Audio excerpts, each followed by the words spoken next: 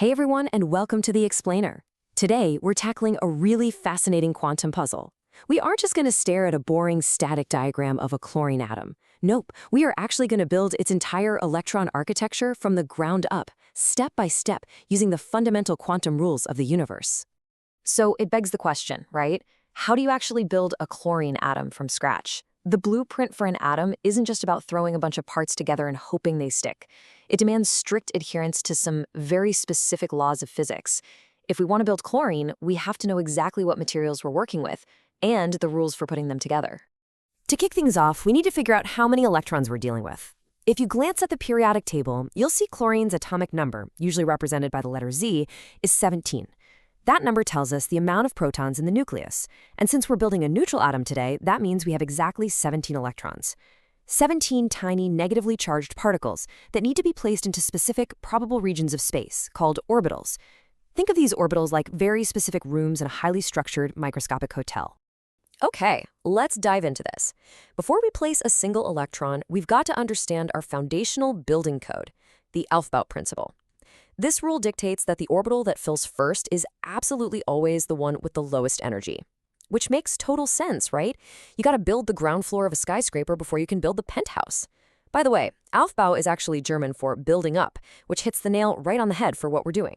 We are building up this atom starting from the lowest energy level closest to the positively charged nucleus. Following that Aufbau principle, we look at the absolute lowest energy level first. That is the 1s orbital. The S tells us the shape here is spherical, kind of like a hollow ball wrapping around the nucleus. So in goes our very first electron, represented by that upward pointing arrow. All right, 1 down, 16 to go. But hold on a second. Before we just drop the next electron in there, we have to introduce our second major rule, Pauli's exclusion principle.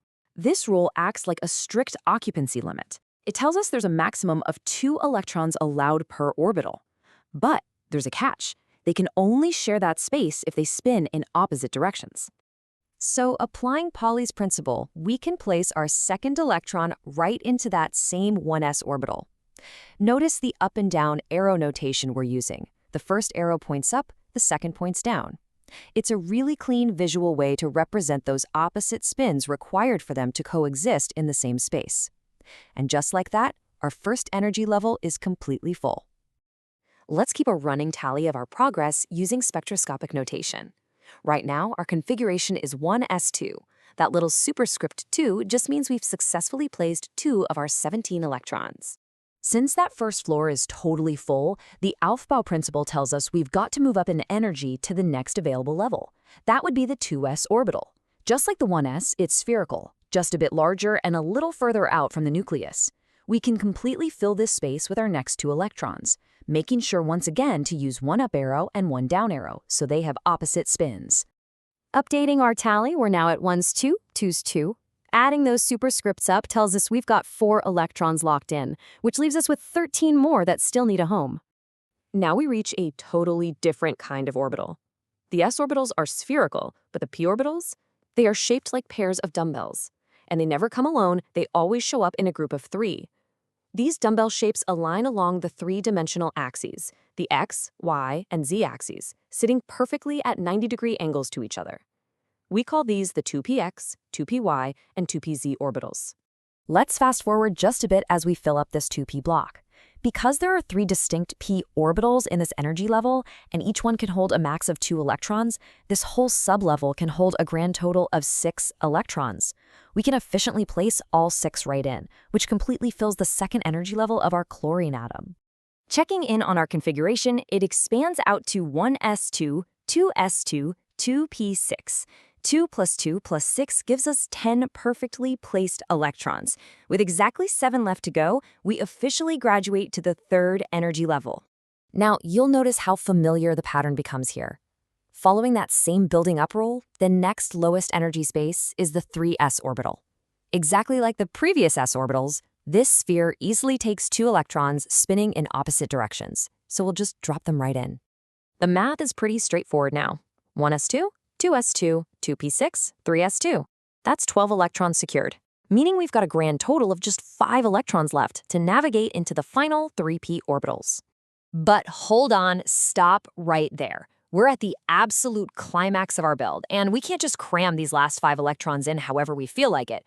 We need our third and final quantum law, Hund's rule. Hund's rule states that there is no pairing in p orbitals before there is at least 1 electron in each of them. You have to remember, electrons are all negatively charged, so they strongly repel each other. They naturally want to spread out into empty rooms before they're ever forced to share a space.